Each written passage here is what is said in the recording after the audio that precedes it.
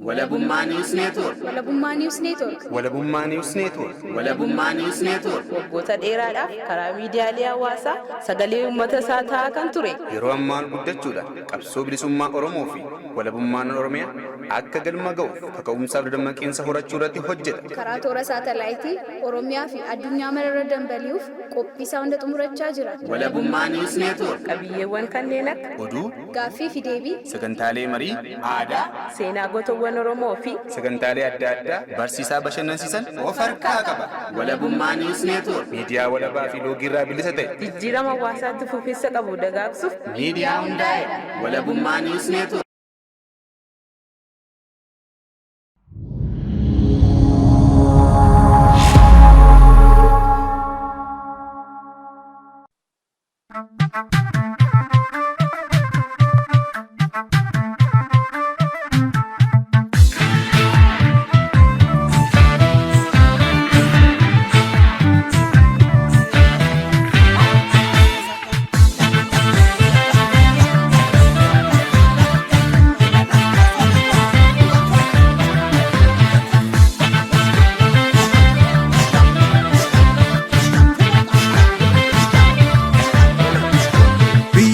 Saatitu oda kormi marachuni alaga numbitu irkama taati hidachuni biyya baasatitti maali kormi marachuni hineensi hindidatti irkama keenya hidachuni ati yaabba lafaa maa gurgurta qabiyyeesiif maal tafaa ati yaabba lafaa maa gurgurta qabiyyeesiif maal tafaa ati yaabba lafaa maa gurgurta qabiyyeesiif maal tafaa ati yaabba lafaa maa gurgurta qabiyyeesiif maal tafaa dhaaboliin Oromoo karaa nagaa falmani hidhaatti gooraman maal taana akkataanu namnu nuti maal taana kawweenaa falmannu maal taana akkataanu namnu nuti maal taana kawweenaa falmannu.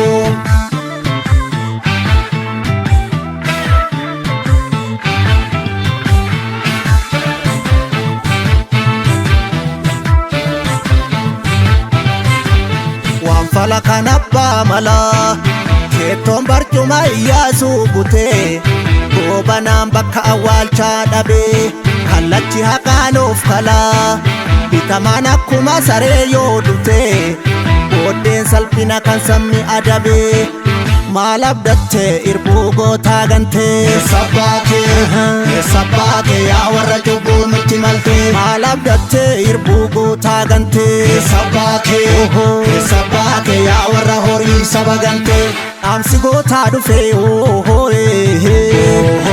bosonaa fi garaa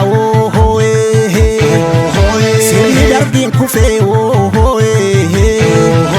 akkamiin si nyaaraa mukadamee muruun jirma gabbisuufi yeedalama daksuun lubbuu nyaachisuufi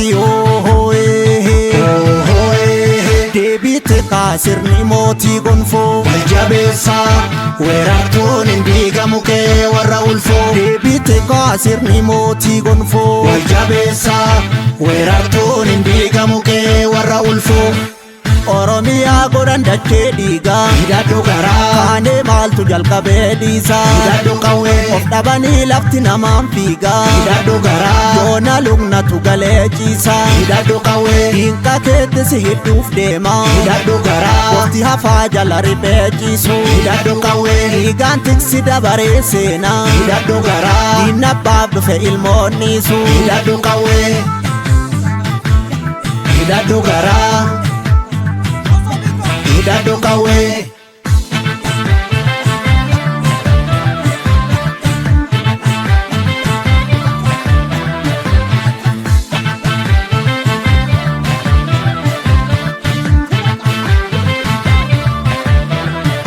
Biyya baasatittu oda kormi marachuni alaga numbittu dirqama taate hidhachuuni biyya baasatitti maali kormi marrachuuni hineensi hindidatti dirqama keenya hidhachuuni ati yaabba lafaa gurgurta qabiyyeessiif maal tafaa ati abbaa lafaa maaf gurgurta qabiyyeessiif maal tafaa ati abbaa lafaa maaf gurgurta qabiyyeessiif maal tafaa ati abbaa lafaa maaf gurgurta qabiyyeessiif maal tafaa warri kaayyoo dabsee daboo dabaa dhaqe raqaaf karaa make maal taanu akka taanu beekna nuti maal taanu biyya keenya eegna maal taanu akka taanu beekna nuti maal taanu biyya keenya eegna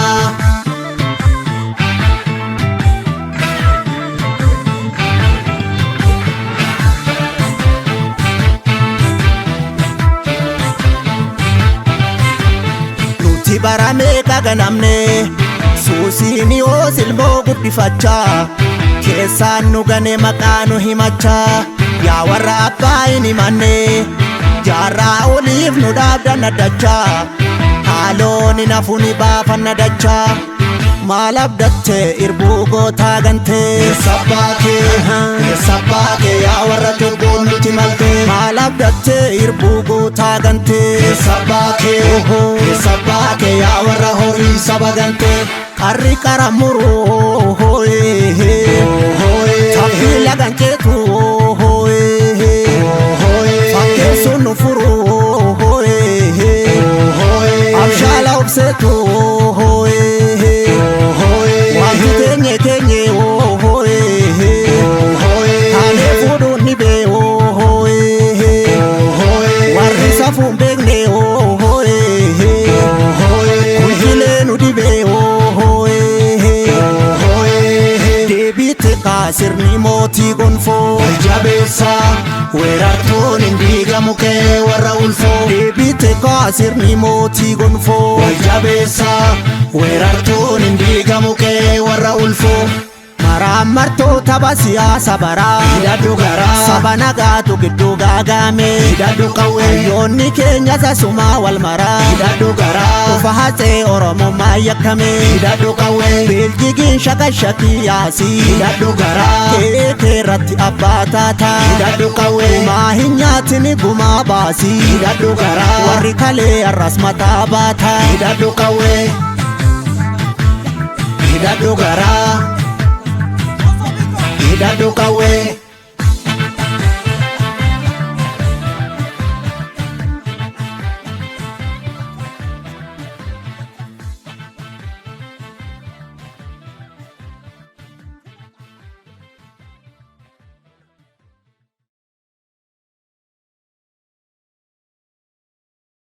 Fayyaa jenne akkam jirtu fayyaa keessanii walabummaa news network irraa isinii bilbilaa jira yooyyaa jenne. Yoo nageetti baraada jirtu nu jirtu sin nageenyi baraada yaada fiyattuu keessan malee nageenyi baraada. Jirra nutis galanni isaan badini waa'eedhuma keessa yaanna. Egaa miidiyaa irra isinii bilbilaa jira.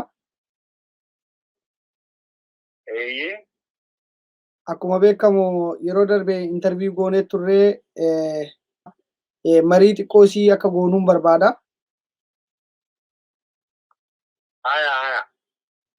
Egaa baga waamicha walabummaa news network kabajanii nu dhiyaatanii isiniin jenna jalqaba irratti. Haa ta'u isinis baga sagalee kana irra kana nu hojjetanii sagalee uummata keenya dhageessuu barbaachisaa ta'e kana keessatti baga miidhagsitan galata argataa jechuu barbaada. Mee akkuma waliigalaatti gara marii keenyatti haa ceenu. Egaa mootummaan abbaa irree akkuma beekamu haala baay'ee suukanneessaa waa'ee uummata Oromoo Walloo irratti yoo gadda keessan kan ibsatan ta'e asumarraan gadda keessan ibsadhaati garuma mariitti ceeneti marii keenya wannoo jennaa. Mee maaltu isinit dhagaamee akka waraana bilisummaa Oromootti yeroo darbes uummata Oromoo Yamanii keessatti wareegaman ilaalchisee yaada keessan yookaan miira keessan gadda isinitti dhagaame waan miidiyaa hin argineef yookaan immoo miidiyaa irratti yeroo yerootti waan hin argamneef asumarraan uummata keenya Oromoo Wallootiin waan isin jechuu barbaadanii itti fufaatii yaada keessan ibsa. Bareeda gama ammaa yaaddoo keenya fayyada keenyatti deebinee uummanni keenya garbaaf galaanaan nyaatamuu kanarraa biyya isaa Oromiyaa keessatti qabsoo godhamaa jirtu qabsoo sadarkaa sirachuu bira dabree sadarkaa deemaa dabree amma sadarkaa maraatoonii fiiguu kana keessatti hubannoo dhabaaf yookaan ilaalcha gahaa itti kennuu dhabaanii garbaa galaana ce'anii bineensa gammoojjii biyya wanni kana keessatti biyya robootoo kana keessatti bineensa nyaatamaa galaana garbaa nyaatamaa jiranii kun isa dabreef immoo gadda guddatti nutti dhaga'ama. Haa ta'uutti gara fuulduraa laalanii sadarkaa qabsoon kun dhaga'e mura gara fuulduraatti deemaa jira qabsoon kun goloolee Oromiyaa hunda wal fuullee sadarkaa gandaatitti rasaasi dhufaa jira waan ta'eef yoo gabrummaan biyya nama ooltu ta'e gabrummaa kana ofirraa fonqolchuudhaaf afaan kukkeetiin geenne waan jiru wanni yeroo kana uummanni Oromoo dhalli Oromoo garbaaf galaanaan nyaatamu wanni gammoojjii biyyoota Arabootaa biyyoota Ishiyaa kana keessatti waraabessa biyyaan baate waraabessa fallaattii biyyaan baate nyaatamuu jiru jechuudha. Kanaafuu akkasitti hubatee uummanni Oromooleen akkasitti hubatee gara gabbisa mooraa qabsoo bilisummaa Oromoo deebi'ee mooraa qabsoo bilisummaa Oromoo kana gabbisuudhaan shaffeessaanii qabsoo kana xumuratti godhee gara abbaa biyyummaa isaa gara abbaa mirga olaantummaa isaa gara abbaa qabeenyummaa isaatti yoo ce'e baqattummaan sa'aatii 24 keessa dhangala'uun hin dhaba jennee yaadna.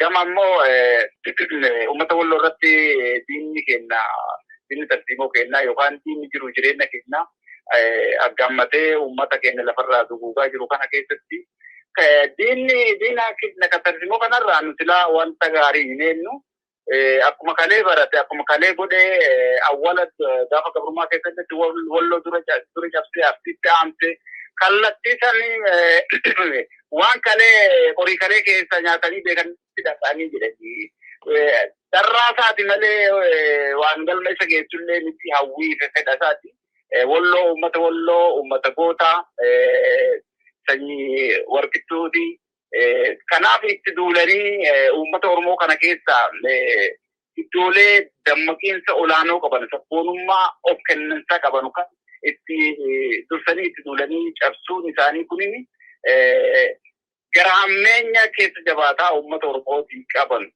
yookaan bakki iddoo sodaa isaanii qara dursanii itti duulaa jiran waan ta'eef wanta isaanii irraa raawwateef gaddi guddaan nutti dhaga'ama. Gadduu qofa miti yeroo itti gaddinu miti yeroo itti immoo gumaa nama kennaa baanyu yeroo itti immoo ambiyaa hafe keessa kanarraa hafe nama nadii bilisummaa afaan isaatiin hin geenne bilisummaadhaan gochaalee keessa baane kana itti irraanfachiinnu kanaafuu uummanni akka asmaanonni handaamuu barbaadu bifa kamiinuyyuu ofirraa qolannaa uummanni Oromoo bifa kamiinuyyuu isarratti aggamamaa jiru kana ofirraa qolannaa akka godhu of dura akka dhaabbatu taariin immoo daran ofirraa ittisuudhaaf daran ofirraa cabsuudhaaf illee irree fi gaachana isaa waraana bilisummaa Oromoo jabeeffachuu qaba ijaarrachuu qaba utubuu qaba kanaaf akkasitti utubachuu qaba jechoonni nama sammuun jenne hubanneetiin dhamaasan tokko qawwee jaarraa 21ffaa kana keessa faashinaa hafaadhaa jedhan argitee jira kana osoo hin ta'in qawwee qofa kan nama bilisumsu qawwee qofa kan olaantummaa namaa mirkaneessuu danda'u qawwee qofa rakkoo keessa nama baasuu danda'u kanaaf qawween cabne qawween bilisoomne waan ta'eef waa'ee qawwee kana akka laaftutti fudhattuu osoo hin ta'in humna ittisa ofii ijaarratanii ofirraa rakkoo ofii ofirraa ittisanii waan ta'eef akkasitti uummati walloo hundee haga ammaa gootummaadhaan godhaa jiru kana caalatti daran of ijaaree waraana bilisummaa Oromoo bira dhaabbatee waraana bilisummaa Oromoo keessatti iyyuu ogummaaf beekumsa hamileef dandeettii guddaa qaba waan ta'eef waraana kana ofitti harkisanii ijaarratanii ofirraa rakkoo ofiitiin dandamachiisuun barbaachisaa waan ta'eef akka dhaamsalletti asumaan kana dhaamaa fi jechuu barbaada.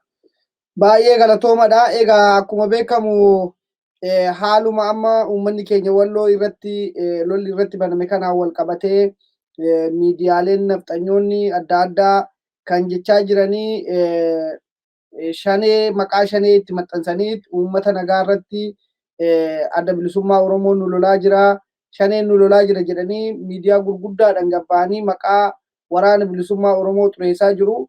Garuu achi keessatti kan argame hawaasa qotee bulaa horsiisee bulaa warra kana warri bakka sanitti dhumaa jiruu fi warri bakka sanitti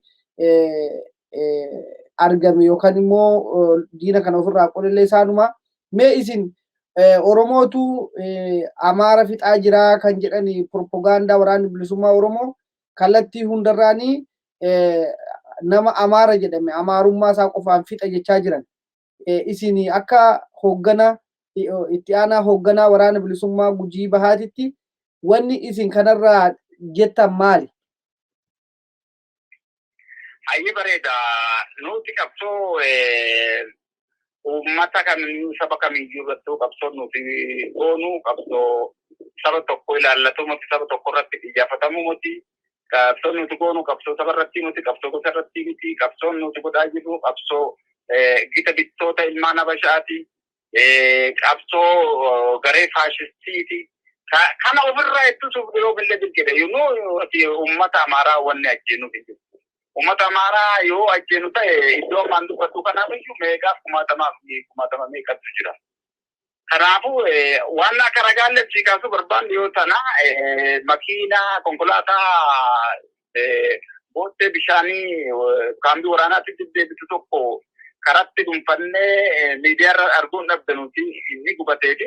Isaan kana keessa shufeerota Amaaraa qabnee jechuudha. Shufeerota Amaaraa lamaan qabnee nagaan deebi'anii miidiyaa kennarraa yoo laaltanii jiraattan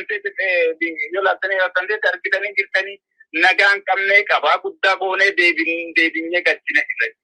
Yoo Amaara ajjeesuu barbaanne ta'e kana silaa ajjeesuu ture. Nuti Amaara waan ajjeesnuuf hin qabnu.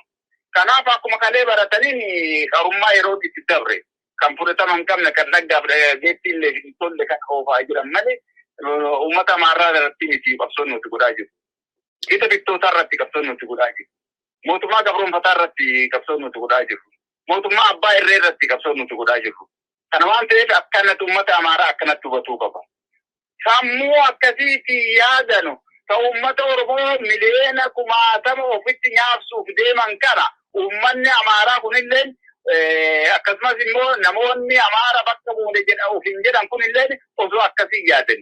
Bifa kanaan yoo deemame nyaaba Amaaraatti lafarra heddummaataa jira malee waan Amaaraa argamu tokkollee hin jiru.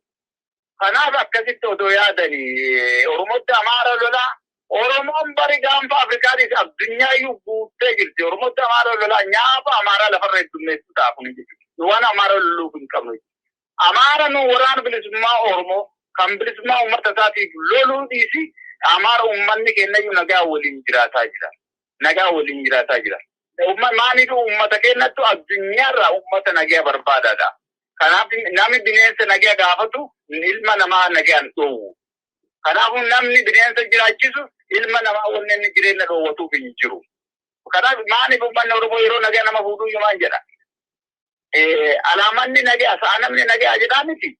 Kanaaf nagaa nama dhoowwu nagaa bineensa nama gaafatu nagaa nama dhoowwu jechuudha. Isaanii nagaa namni nama dhoowwu kasamuu bineensummaati yaadan sirreessuu qabu. Yoo uummata Amaaraati yaadan ta'e uummanni Amaaraallee yoo ofii yaadu ta'e waa'ee uummata Oromoo ka as duraatiif ka ammayyuu dhiisuu didanii isa dabreerraa barachuu didanii waa'ee uummata Oromoo kana addunyaa duratti sadarkaa Afrikaatitti uummata Oromoo hatteessuuf uummata Oromoo wanni godhuuf deeman kana waan isaan baasaatii moti waan isaan fuudhaatii moti dhaloonni dhaloota dhalataa dhaloonni dhaloota caalaa kanaaf osoo irraa of qusatanii jechuu barbaade kanarratti.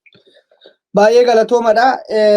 Yaada naa kennitanii fi egaa akkuma beekamu muummichi ministeeraa yeroo darbee akka jedhetti paarlaamaa biyyattii irratti shaneen diina Itoophiyaati. Shanee 300 ol Maqalee keessatti kan qabne jira jedhee kanarratti isin akka waraana bilisummaa Oromoo keessattuu immoo akka hooggana taatanitti qaama hoogganaa keessatti argamtanitti waraanni bilisummaa Oromoo dhuguma gara Tigraay dhaqee Tigraay keessaa isaa lolu deemuu isaa isin kanarratti deebii maalii qabdanii yookaan immoo maal jettuun? Nuti waraanni bilisummaa Oromoo woboonni kaayoo fi akeeki masakaa abaa'oo kan irratti irbuu seene waata sina ummata Oromoo qofaati. Akkasumas immoo irree ummata Oromoo yookaan karraaf qabeenya ummata Oromoo dhabaan ala wanni nuti gargaarsa asii baanee Tigraay hidhannuuf illee hin jirtu. Kaayoon kennas tokko miti. Haa ta'uutii malee warra mirga irree murteeffannaatiif amananu hunda waliin kaayoo tokko qabnaa, waliin yaadu tokko qabnaa, waliin akeeka tokko qabnaa jechuudha. Akeeka kaayoo kennaatu iyyuu bakka Itoophiyaa jedhamtanii irratti Itoophiyaa akka eelee buddeenaa irratti uummata Oromoo akaawwan kana diiguudhaaf jennaan diigamee jiran jechuudha. Hin jiru jechuudha. Maaliif boolla keessaa dubbataa jira jechuudha. Boolla keessa achi tuquu qofa nu gaafataa jiru. Biyya achitti deebisuudha malee boolla keessaa impaayeri kun dubbataa jira. Boolla keessa dhiitataa jira.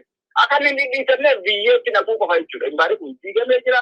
Hin jirus diiguu kaayoon kenna duruu diiguu barbaadu. Diignee jiran irraannee jiran injifannee jiran. Maaliif dhiiga uummata Oromootiin galaana gabrummaa san caanqesse jechuudha uummanni Oromoo. Galaana gabrummaa san caanqesse galaana gadi jala kopheen takkaaran jedhanii. Kanaaf amma namni duudiniyyuu Suudaniyyuu taanaan Gibxiyyuu taanaan warra Tigreellee taanaan galaanaa dhiigaaf lafeen uummata Oromoo caanqessite siyaa'anii jechuudha. Qabsoon guddaan injifannoon guddaan gaanfa Afrikaa kanatti galmaa'e kan dhiigaaf lafee uummata Oromootiin galmaa'e. Uummanni Oromoo illee kana beekuu qaba jechuudha. Injifannoo hagana galmeeffate kana gatii isaa taaftu hundayyuu kafaletu barattu huruun dirqama isaa waan ta'eef akkasitti naa hubatuu qaba jechuudha uummanni Oromoo. Baay'ee galatoomadha. Egaa ammas waa'eedhuma muummichi ministeeraa jedhee gubbaa irratti ni gaaffii isin gaafadha. Akka muummichi ministeeraa jedhetti liyyuu milishaan Amaaraa kan dhumaa jiru dirqama nuti itti kennineeni dhumaa jira malee maqaballeessii akkasitti hin barbaachisuu jedhe. Keessattuu jedhe bakka barbaannetti bobbaasuu dandeenya hanga Jijjigaatti bobbaasuu dandeenya jedhe.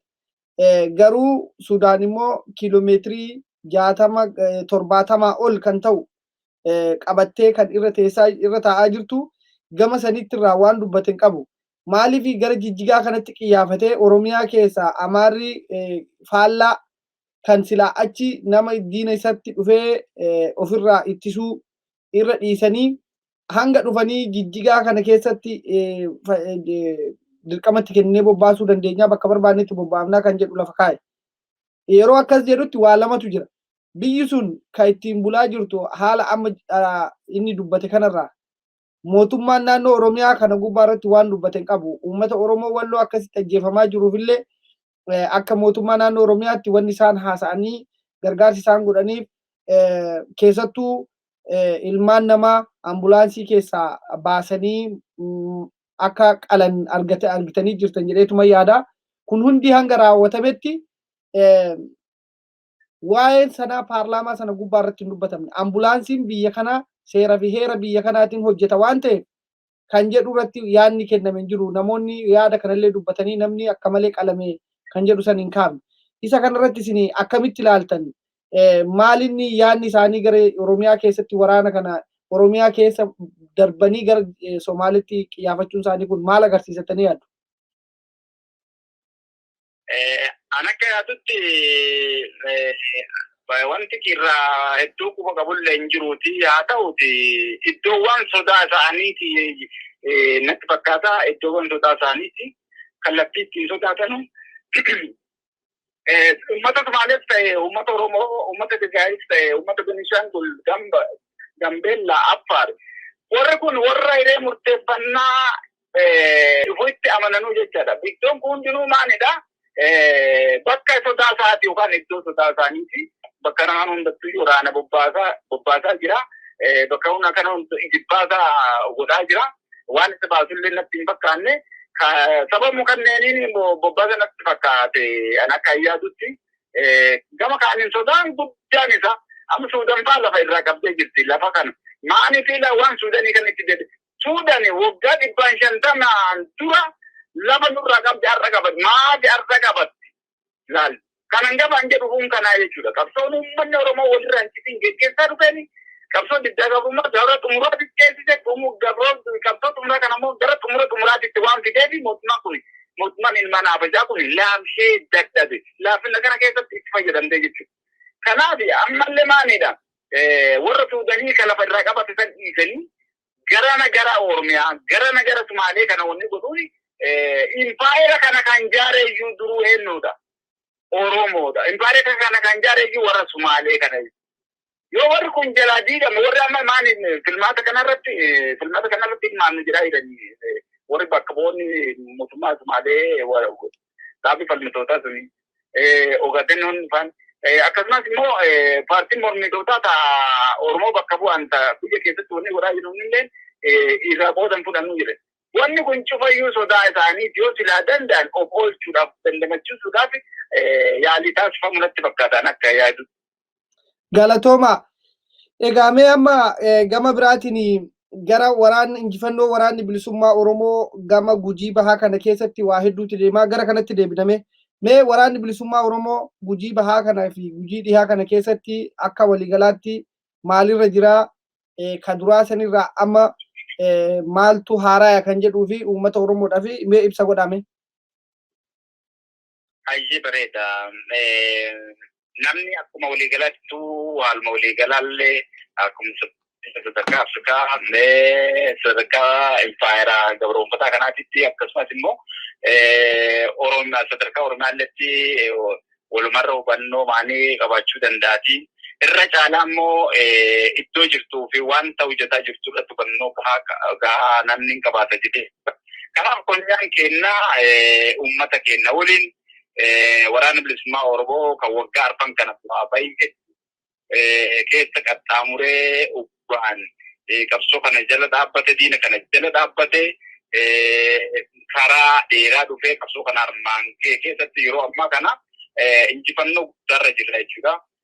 Keessattuu yoo torbaan kana torbaan duula uummata barsiisuu jennee akkasirratti bobbaanee jirra. Torbaan immoo achi dura torbaan lola haleellaa jenneen lola haleellaa rabbannee kaambilee hedduu keessa barbadeessinee ariinee galchinee jirra. Sadarkaa godinaa irratti deebinee jirra jechuudha. Ani yeroo ammajjii dabritee irratti miidiyaa wayii na gaafate bara dhuftu yookaan Finfinneetti ayyaana kana ammajjii kana kabajachuu hin dandeenye. Yoo kun hin ta'in iyyuu godina irratti ammajjii kabajachuun anan shakkisiisu jedhee akkasitti yaada kennee jechuudha. Maaliif amma godina keessa magaalaa godina keessa yaa bulaa jechuun waraanni kenna. Namni mana gaditti ba'u hin jiru, boollaa hin baatu. Mootummaan nuu jechuudha afaan gabaaboodhaan mootummaan isa lafarra bulu, mootummaan isa biyya keessa hin galle, isa boolla keessa hin galle, isa uummata fi waliin dirreerra bulu, isa uummata fi waliin mana bulu. Kanaaf mootummaan isa namaa laafu, isa namaa dhiisu, isa namaarra dabru. Kana hunda injifannoo arganneen godhaa jirra jechuudha. Warroota lukkeelee diinaa ta'anii Oromoo ta'anii hubannoo dhabaan yookaan garjabinna wallaalaan isaan gula godhanii duulanii dhufanii nu lolaa turan. Ka isaan immoo biraa baqatanii okkotee manni irraa gubate ta'anii achumatti hafan. Isaan san dhiinyee barsiisnee sammuu isaan wanni itti godhatan duratti isaa godhaa jirra jechuudha. Garaa laanneef jechuudha nama nu haa ture. Hin dhiinyeef jechuudha irra dabrineef jechuudha.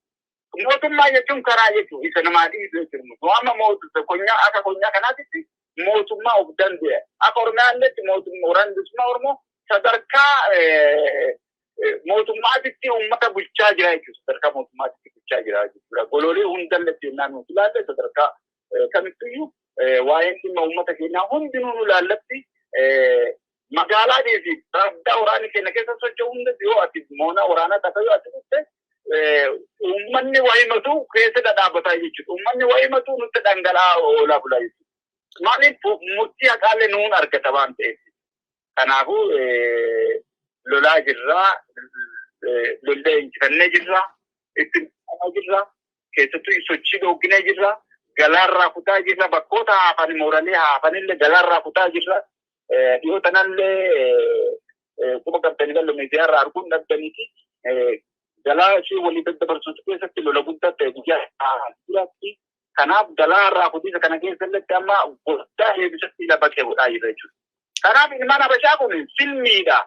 silmi beelaaf deebuudhaaf nama horii nyaattee namatti maxxantu gandaa dibanii ofirraa caasan malee gandaa dibanii ofirraa caasaa jira jechuudha uummanni Oromoo.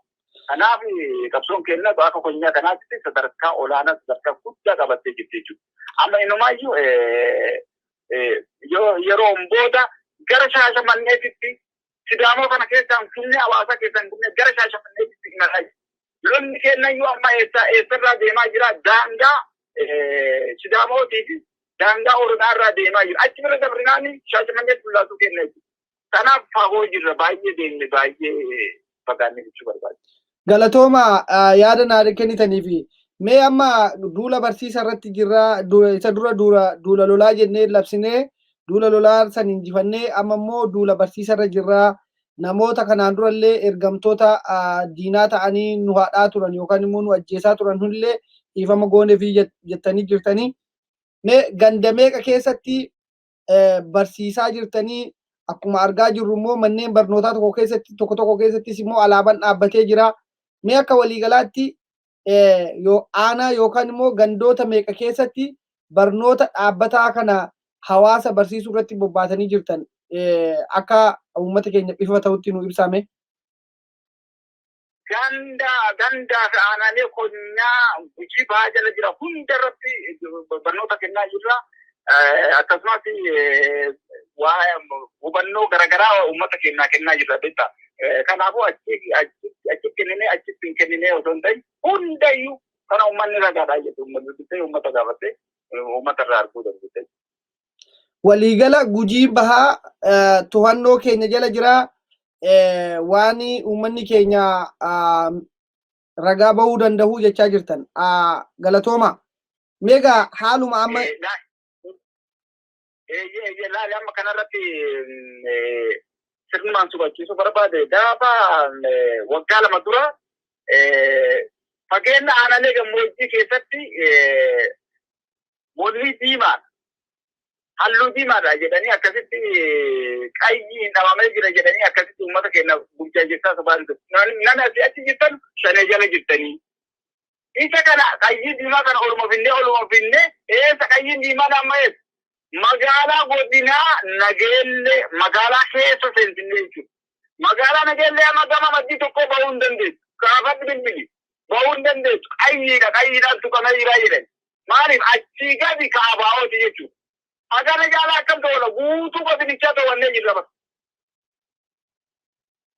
Waan baay'ee namatti tolu galatooma egaa.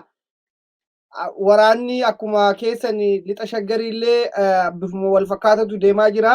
Meegaa haaluma kanaa wal qabatee mootummaan filannoo akka geggeessanii kan jedhani kana durallee isin gaafadhee jira. Amma waan akkasiifaa argaa jirra gara sooshaal miidiyaatiin argitanii yoo ta'ee fi nageessoo Dodduubee namoota akka dhuunfaadhaan Gujii keessatti filannoo geggeessan jedhanii kan isaanii feesbuuk irra naannessaa yookaan immoo sooshaal miidiyaa irra naannessaa jirantu jira. Namoonni kun naannoo isin sochootan kana keessa jirammoo bakka biraa irraati yookaan immoo Gujii lixaati bakki isaan amma itti dorgomuudhaaf deemuu jedhamee himamaa jiru kana. Ayyee bareeda. Awwaan chaaka waan filmaataa kun akkaataa warra kun itti yaadee amma dubbatu naa galuu dhabe akkaataa isaa itti yaadan hin beeku.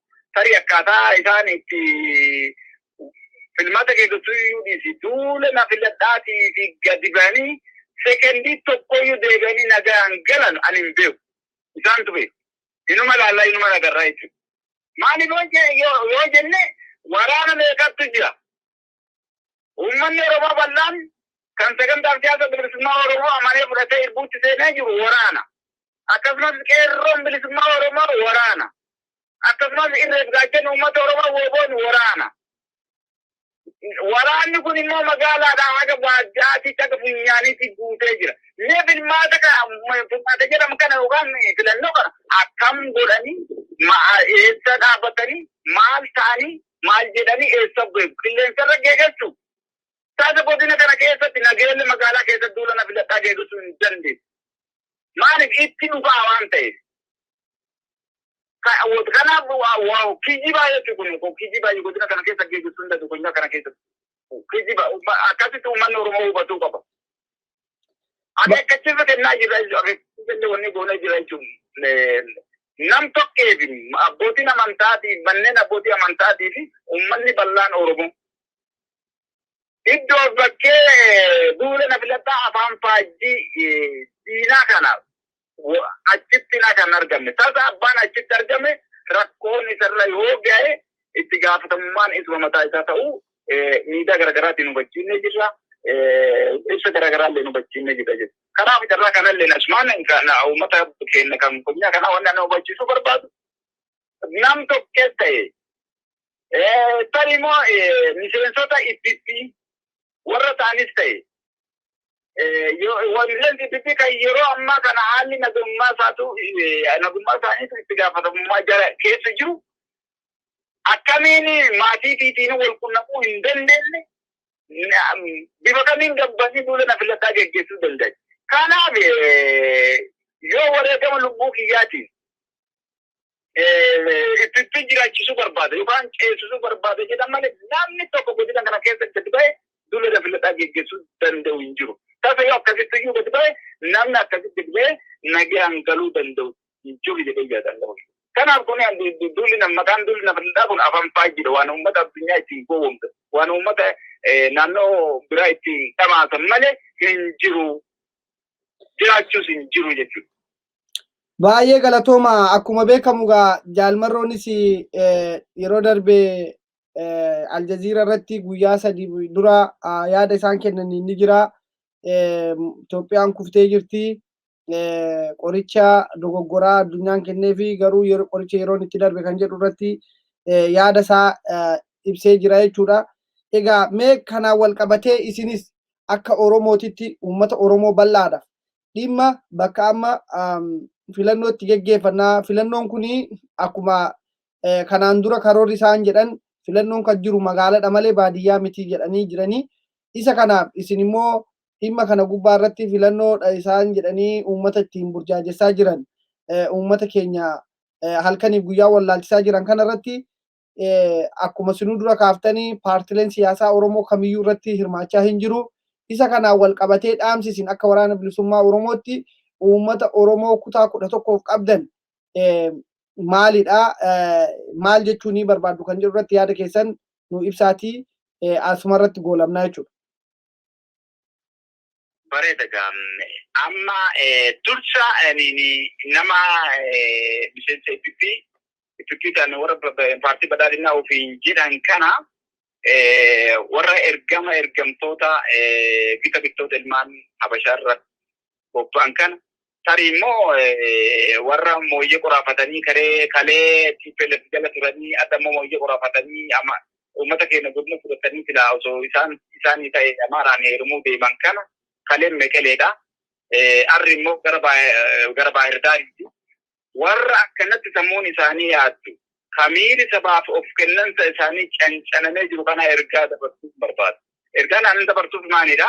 Qabsoon saba tokko dheerattus karaan itti dheerattus karaan galmi itti fagaatus hanga deemtee yeroo galma ga'uuf deemtutti warri hubannaa yookaan fedha lubbuu fi jala goranii gama mootummaa banii yookaan gama gabroonfataa bayanii qabsoo san dura dhaabbataa turan akkuma qabsoon sun gara xumuraatiif deemtee irroomtee irree ta'aa deemtuuni wanti furmaanni isa baasu tokko qofaa jedhee yaada jechuudha. Inni tokko sun maalidha? Gara qabsoo sabaatii yoo goran qofa jechuudha. Baqilleen hin baasu, eessatti iyyuu isa hin baasu. Dura dhaabbannaan hin baasu, baqiis hin baasu. Of hidheetaniis hin bayan. Namni of hidhee kana maan jechuu barbaadetti namni of hidheetee bahu waan hin jirreefi yeroo kana wanni siin baasa gara qabsoo saba keessaniitti makamuu callaadha. Gara moonaa qabsoo bilisummaa Oromootitti makamuu qofa wanni siin baasaati gara qabsoo uummata Oromootitti gara qabsoo saba keessaniitti makamaa. Kanaaf gali jennaan erbeen kotti galta jedhee uummanni Oromoo illee mammaakaati. Gara saba keessaniitti gara keessaniitti goraa jechuun barbaade. Kaanii uummata Oromoo bal'aanii qeerroo bilisummaa wanta jechuu barbaadu qabsoo baroota hedduu lafarraa harkifannaan fitirataa ture. Dhaloonni qubee kunii qabsoo diddaa gabrummaarra keessatti waggoota hedduu turani. Dhaloonni qubee kunii akkuma itti gaaniin gara xumura gabrummaa kanatti kan fide isaanii. Kanaaf dhaloonni qubee kunii dhaloota jibba roorroo dabaa goota abdii sabaati. Kan fedhii fi baankii fi taankillee jilbiiffanne waan ta'eef yeroo ammaa kana maqaa filmaataa kanaan uummata keenya mootummaan gabroonfataan kun sobuu deemu kana halkanii guyyaa isaatti 24 keessatti gatiitti baasaa turtanii akka qullaa taankii fi marfii matiriyaas dura dhaabbataa turtanii qabsoon gaafas isin akkasitti godhaa turtanii iddoon isin jalaa hatame amma immoo akkanaa ta'eef gaachani keessanii fi gaachani keessan humni keessan isin bira jira. Hatamuu isin danda'u. Kanaaf gatii dadhabbii keessanii san xumuratti godhiisaaf gatii nu gaafatu kamiyyuu gatii isin gaafatu kamiyyuu sa'aatii 24 keessatti kafattanii qabsoo kana xumuratti godhuu keessatti ga'ee guddaa qabdanii. Kanaaf kan durii caalaayyuu dammaqinaan dhaabbadhaa jechuun barbaade ergaan dabarsuun qeerroodha. Kana kan uummata bal'aa Oromootiin qabsoo kanarratti qabsoon kun karaa dheeraa dhufe yoo silaa akka baay'ina uummata Oromoo yoo akka qabeenya uummata Oromootiin qabsoon kun lafarra harkifate hin jiratu. Hin barbaachisu kana jirachuu qabeenya gahaa qabna. Hin barbaachisu uummata kumikitiin hin lakkaa'an qabna. Hin barbaachisu kana lafarra dheerachuu. Kanaaf haa ta'uutii dhawaatanii adda bilisummaa Oromoo cichoomina olaanaa godheeni miira sabboonummaa miira raga bilisummaa uummata kana keessatti dhawaataan ture keessattuyyuu dhaloota qubee kana fageenyatti milkaa'ina uummata Oromoo keessatti abuuruudhaan dhaloota qubee kana dhalchee dhaloonni qubee kun amma qabsoo kana fuudhee maaraatoonii ittiin fiigaa waan jiru qabsoo kanarratti immoo buudaa manatti daddanii qaamaa qalbiitti caddanii hidda sanyiiyyuu itti duguugamtanii gudeeddaan garagaraa gochaan afaan inni gochuu fi gurraan dhaga'uu hin dandeenye hundi isinirra raawwate. Kammaan barbaada irratti bilisummaa barbaada waan ta'eef bilisummaa sun immoo fiddanii armaan geettanii jirtuuti. Waan ijaarrattanii fiddanii armaan geettan kana kan yeroo hedduuyyuu isin jalaa hatamaa ture kana akka inni deebi'ee hin hatamu akka inni deebi'ee hin miidhamne isa duraarraa barattanii isa duraarraa hubattanii qajeelfamaa fi waan hunday waan qophii haala yeroo barbaachisu hunda yeroo bilisummaa Oromoo irraa qajeelfama fudhata waraana keessan cinaa hiriirtanii waraana keessan cinaa dhaabbattanii diinagdee fi beekumsaan utubdanii gara galma xumuraatitti akka geessitan ergaa dabarsuu barbaada. Akkasumas waraana bilisummaa Oromoo kan goloolee Oromiyaa keessa sadarkaa gandaatitti rasaasa dhukaasaa jedhanuuni qabsoo kanaaf bu'aa bahii hedduu fiddanii daranii qabsoo diddaa gabrummaa keessatti turte qabsoo xumura gabrummaa kana keessatti fiddanii impaayera abbaa irree kana diiguu keessatti maaraatoonii ittiin fiigaa jirtanii bagarraa aantanii bagatti milkooftanii dadhabbii fi gatii kafalaa turtanii bagatti milkooftan bagarraa aantanii xumuratti godhuudhaaf ammoo gatii asitti nu gaafatus kamiyyuu hadhooftuuti hagamaa kafallee qabsoo uummata keenyaa xumuratti godhuudhaaf eebbuu kalee waadaatti seenne xumuratti godhuudhaaf milkaa'inaan uummata Oromootiin bilisummaa hirkifannee galuudhaaf yeroon amma yeroo kana keessatti immoo taata waan xixiqqoon injifannolee xixiqqoodhaan sobanne taata kadhee lubbuu keenyaatiin sobanne akka qabsoon kun deebitee nurratti waliin taane dammaqinaa waraana bilisummaa Oromoo hanga durii caalaa dammaqinsaan sammuu warraaqaa tokkootiin sammuu qabsaa'aa tokkootiin qaroomina saayinsii diriirsuudhaan qabsoo saba kanaa xumuratti akka godhu ergaan dabarsuu barbaadaa jechuudha. Baay'ee siin galateeffadhaa. Egaa maqaa Walabummaa Niwus Neetwoorkiitiin miidiyaa Walabummaa Niwus Neetwoorkii irratti dhuftanii yaada bal'aa uummata Oromootiif ibsuu keessanii fi hedduu galatoomaa isiniin jedha. Injifannoo dhangalaa'ii isiniin jedha. Yeroo biraa hanga walitti deebinutti yeroo gaarii qabaadhaa isiniin jenna. Ayyee isinis galatooma jala kana naa kennitanii sagalee kana gurra uummata keenyaa buusuu keessatti jala waan na kennitanii galatooma argadha. Ayyee galatooma. Ayyee galatooma. daawwattoota keenya jaalatamoo kabajamoo kan daawwachaa jirtan egaa Walabummaa News Network waan amma hoogganni itti aanaa Gujii Bahaa uummata Oromoof dhaamsa dabarse kanarraa barnoota guddaa akka argattan abdii guddaan qaba. Sagantaa biraatiin hanga walitti deebinutti yeroo gaarii nu qabaadhaa. Walabummaa News Network. Walabummaa News Network. Walabummaa News Network. Walabummaa News Network. Waggoota dheeraadhaaf karaa miidiyaalee hawaasaa sagalee uummata isaa ta'aa kan ture. Yeroo ammaa guddachuudhaan qabsoo bilisummaa Oromoo fi walabummaan Oromiyaa akka galma ga'uuf kaka'umsaaf dammaqinsa horachuu irratti hojjeta. Karaa toora saatalaayitii Oromiyaa fi addunyaa mararra dambali'uuf qophii isaa hunda xumurachaa jira. Walabummaa News Network. Qabiyyeewwan kanneen akka Oduu, Gaaffii fi deebii, sagantaalee marii, Aadaa, seenaa gootawwan Oromoo fi sagantaalee adda addaa barsiisaa bashannansiisan of harkaa qaba. Walabummaa News Network. Miidiyaa walabaa fi loogii irraa bilisa ta'e. jijjiirama hawaasaatti fufiinsa qabu dagaagsuuf Miidiyaa hundaa'e. Walabummaa News Network.